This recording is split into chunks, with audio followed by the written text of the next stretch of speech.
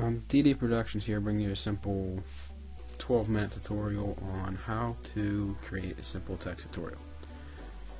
And you can see I have the settings, that's what you want to have. And you can start off just with a blank white document, go to your gradient tool, and just create a dark gray to black gradient, radial gradient. And bring your guides out. You'll see I do that here in a second. Bring your roller guides out, mark the middle of the document, and then take your gradient tool right from the middle, and you can bring it out anywhere. And then you want to have it so it's just to the top of the document from the gray. And with that, you just choose whatever text you want. It took me a little bit to find a text I like, but I chose, I think it was EA Sports Text, the EA Sports Text, which you can download on dafont.com if you need it. And it's just about it until we get to the editing part. I had a little bit of typos here, trying to type this out. Finally got it. And then it took me a while to find the text I liked, but I chose it. You can see a bunch of different fonts. If you want to download them, go ahead. But I mean, they're all pretty good fonts. It's just not a lot looked right with this type of text. But like I said, I ended up choosing EA Sports font. And if you just look up EA Sports font on Google or something like that, it'll pop up. And alright, so here we are. It's called EA Sports Cover SC Bold. And then I had my text kerned -50, but I just put it to 0 just to make it look like it usually does. And I moved the size up so it was pretty big with the document. And then from here you can change the gradient, which is one of the best things to do with text. You just want a linear gradient on 90, so that way it's straight up and down, and you'll see later why that's important. And you can go, you don't want to go dark to light with the gradient, and I decided to do a blue, so a little bit of a blue there, and then a darker blue here, a darker colored blue, as you can see right there. Now from here, I don't really like the white, so I went to make it full white, but I didn't like that either. So now you go to the inner glow, and you want to change the blending mode to overlay, opacity up to wherever you like it. I ended up moving it down. You want to change the size to about 15, and yeah, that looks about right on most things, and I'm pretty sure I lowered the opacity, but I'm not sure on that. And then you want to create a drop shadow. Leave it on multiply, move it up, keep it at 90 because that's where the lighting's going to be. And you can play around with the settings. I just chose something that I liked for this text.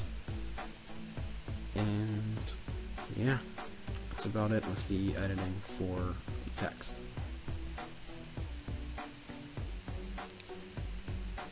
You can see how much it really changes the way it looks. Makes it look a lot nicer.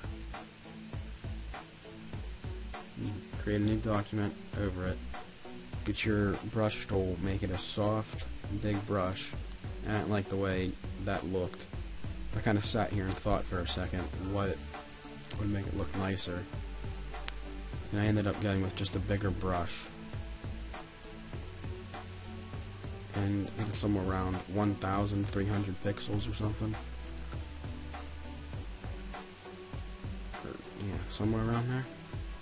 Oh, 1,600. I was wrong. And you just click above it. And then there's your light, which is where the gradient being at 90 comes in, and the drop shadow being at 90. So that's your light. And from here, you can look up confetti falling on Google, and it'll come up with this and just a bunch of other different stuff, motion type stuff. And that's just what creates the falling look to it.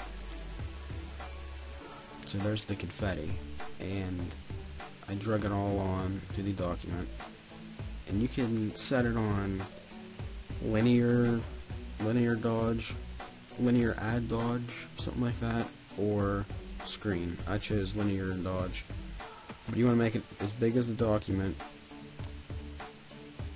and have one below. I chose to keep this one below because it had the bigger thing in the top right, and it was overall brighter, so I chose to keep that in the back. And then the next one, I put it up to the front because there wasn't as much going on, and put that on linear dodge add. And then from here, you go to your hue and saturation adjustment, create a clipping mask by clicking the thing on the far left, move the saturation all the way down, and you want to do the same on both. You can see, click on the adjustment layer, the clipping mask, and then move it all the way down. And from here, I did the wrong thing. I forgot to press the colorize button, but you want to press colorize, get it to where you like with the text, where it blends in with the text. Change the saturation to where you feel it looks right. And then you're going to want to do the same thing with the other one. And I had it below the other hue and saturation one, so it didn't work here. But then I moved it above it, and it was fine. So you want to make it, the second one, not the exact same, but a little bit darker or lighter, depending on what you're trying to get. And then you move the saturation and the hue to you get it where you like it. That's about all for the color part. And then we're going to go into a box looking thing around it. So I kind of thought here, like, what else to add, and I did end up deciding to go with a box. But first, we're gonna blur it, to motion blur it to where you think it looks like it's actually moving, like the text is sitting there and everything else is going around it. And I blurred that, and I motion blurred this on the same distance but a different angle, so it looked like they were moving around more. Now we're gonna do the box around it. I accidentally clicked that. I'm pretty sure I ended up changing the gradient here because I didn't like how bright it was, so I wanted to make it a little bit darker, because that's just, the gradient is what really makes it pop, I guess you could say. I wanted to make that a little bit darker so it blended in more.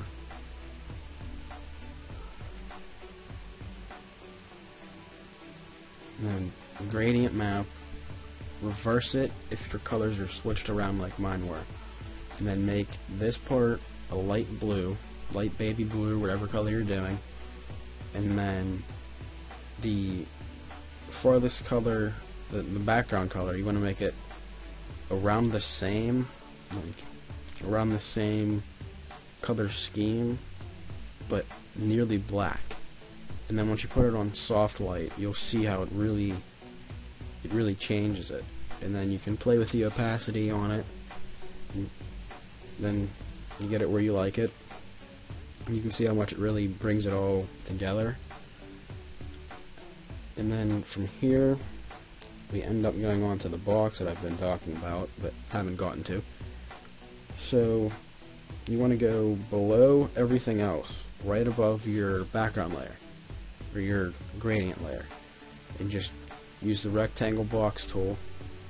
Take off the stroke, because you don't want a stroke on this.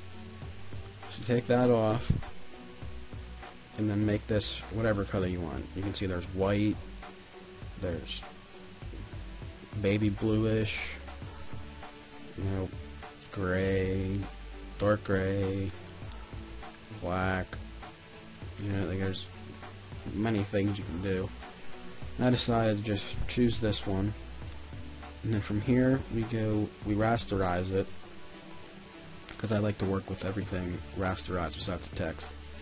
And then you go to the gradient, which you want to make this 90 again, which I accidentally forgot to press the 9 for some reason. But it doesn't really make a difference because you go back and change it to 90. From here, you want to make the one part darker, just like the background, but not as dark, to the, just like this, just darker to lighter.